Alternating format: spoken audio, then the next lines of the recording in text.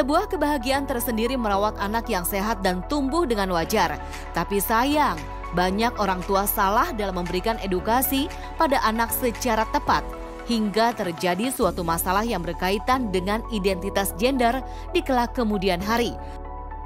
Banyak faktor yang bisa menjadikan masalah gender ini suatu hal yang patut diwaspadai.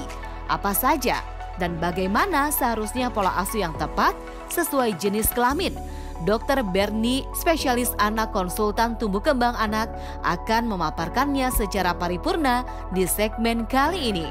Jadi yang disebut dengan pola asuh sesuai gender, kita menginginkan bahwa orang tua itu mengerti karakteristik dari anaknya ya. Jadi anak itu memang ada anak laki-laki, ada anak perempuan.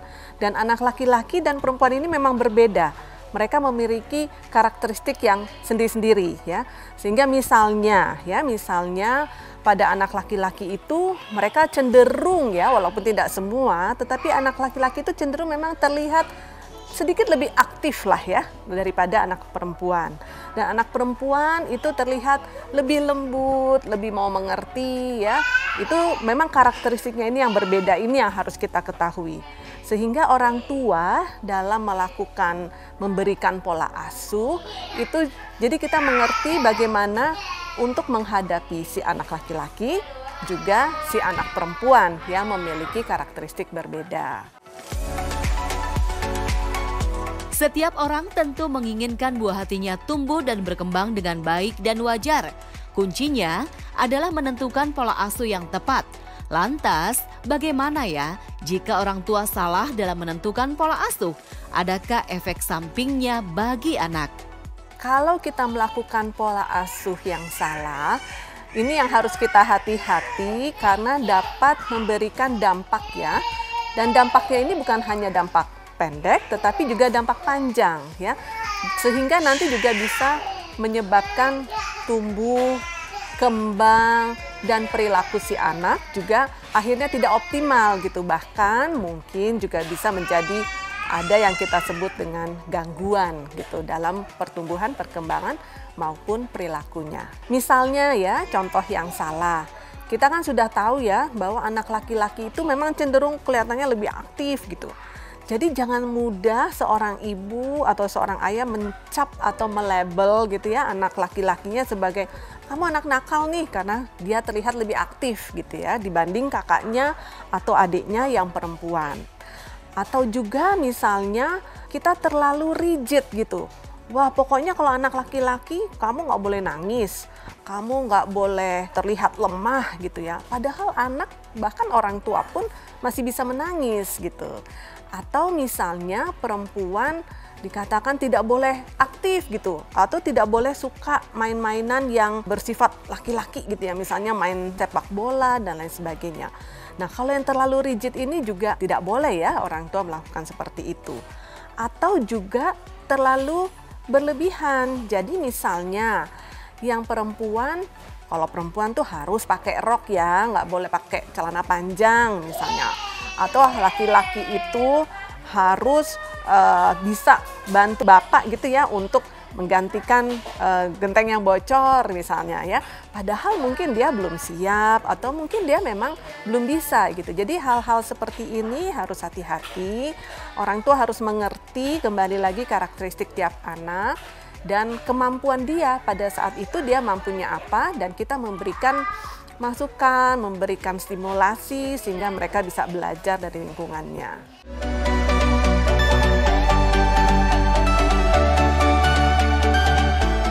Oke, dampak panjangnya ya, misalnya anak kalau kita inginkan anak harus bisa begini, bisa begitu, padahal dia tidak mampu. Sehingga dia merasa bahwa dirinya tidak mampu untuk melakukan keinginan dari orang tuanya. Ini bisa menyebabkan anak menjadi kurang percaya diri atau bahkan tidak percaya diri.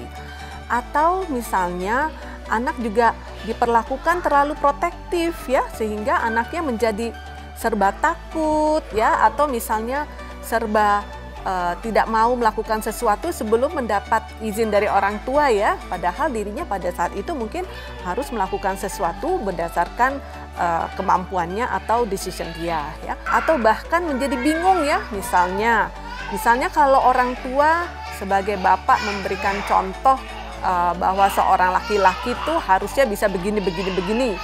Tetapi dalam perkembangannya dia tidak diberikan kemampuan itu, sehingga dia akan menjadi bingung ya antara contoh yang diberikan dengan yang diperlakukan kepada dirinya.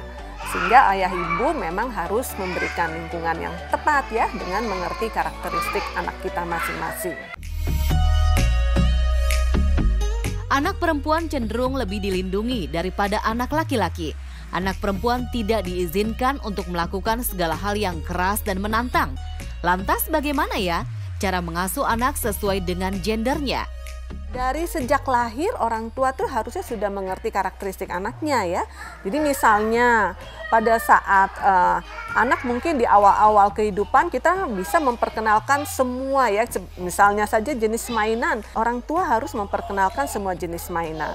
Tetapi mencapai usia 3 tahun misalnya ya, diharapkan sudah diperkenalkan nih antara laki-laki dan perempuan ya. Misalnya orang tua kalau dulu yang sesama gendernya ya, misalnya bapak sama anak laki-laki atau ibu dengan anak perempuannya mungkin dulu bisa main bareng di kamar mandi misalnya ya. Tetapi harus diperhatikan mencapai usia sekitar 3 tahunan anak sudah harus diajarkan bahwa ada perbedaan nih. Sebaiknya orang tua yang dengan gender yang berbeda sudah tidak mandi bersama lagi dengan anaknya gitu ya, sehingga anak juga mengerti bahwa oh aku ini laki-laki, aku seperti bapakku, oh aku perempuan, aku seperti ibuku gitu. Jadi model seperti ini sudah harus mulai diperkenalkan ya.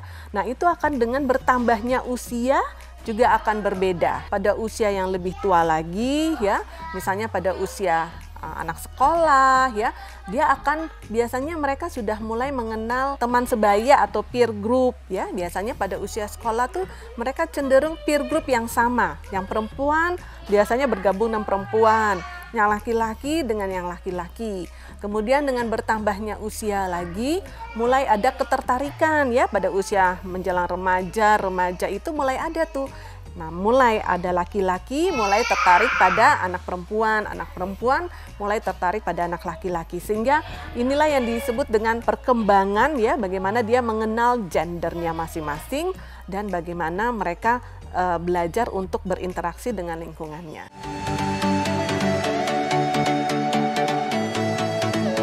Dalam pola asuh itu kita harus terapkan dari anak itu baru lahir, kemudian kita terapkan terus sesuai dengan tahapan usianya. Apa saja yang nantinya akan memengaruhi bagaimana anak ini luarannya ya setelah besarnya, apakah misalnya yang perempuan menjadi tomboy atau yang laki-laki kok kelihatan lebih lembut gitu ya. Itu sebenarnya banyak faktor ya. Jadi ada faktor genetik, faktor yang dibawa oleh anak itu sendiri.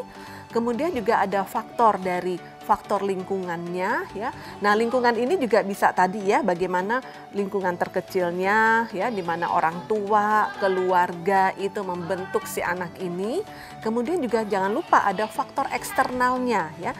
Di mana kalau di faktor eksternal itu ada peran dari bukan hanya dari lingkungan rumah tetapi lingkungan yang lebih luas lagi. Misalnya tadi ada teman-teman sebayanya, sekolahnya, bagaimana dia bergaul di antara orang-orang lain. Nah, ini semua bisa memberikan sedikit banyak akan memengaruhi luaran dari seorang anak. Sudah jelaskan kalau pola asuh yang tepat dapat membuat anak tumbuh dengan baik.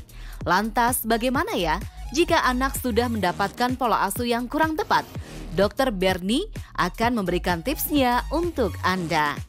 Ya, jadi tips untuk para orang tua, yang pertama kita harus mengetahui karakteristik anak kita ya.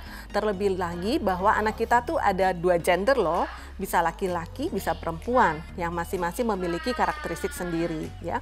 Kemudian kita juga jangan mengeneralisasi ya, bahwa misalnya oh anak perempuan itu harus pakai rok, anak perempuan nggak boleh pakai celana panjang misalnya, oh anak laki-laki nggak boleh nangis gitu ya. Nah, itu juga tidak boleh ya. Atau tidak boleh juga semuanya serba dilarang gitu ya. Misalnya kalau anak laki-laki mau belajar memasak gitu, oh nggak boleh, ini punyanya anak perempuan. Kita harus memberikan segala kemampuan, segala kemungkinan dan pembelajaran pada anak kita sehingga mereka mengetahui sebanyak mungkin keahlian yang harus mereka lakukan ya. Dan kemudian juga bisa kalau misalnya kita mempersiapkan sebuah permainan gitu ya. Kadang-kadang orang tua juga jangan terlalu takut ya di awal-awal kehidupan, itu biasanya juga kita bisa memperkenalkan sebanyak mungkin mainan. Biasanya berdasarkan jurnal-jurnal meta-analisis ya, biasanya dengan bertambahnya usia maka gender preference ini ya, maka anak akan mulai memperlihatkan ketertarikan pada permainan-permainan yang akan lebih sesuai dengan gendernya masing-masing gitu ya. Jadi orang tua juga jangan terlalu rigid ya, tetapi juga harus mengerti karakteristik dari anak kita. Dan satu lagi yang terakhir tadi, orang tua harus mampu menjadi role model ya. Jadi kalau misalnya ayah, berperanlah sebagai ayah, memberikan role model sebagai laki-laki, dan juga ibu juga memberikan role model sebagai perempuan. Ya, saya Dr. Bernie Endiarni Medise, konsultan tumbuh kembang anak untuk Hidup Sehat Plus.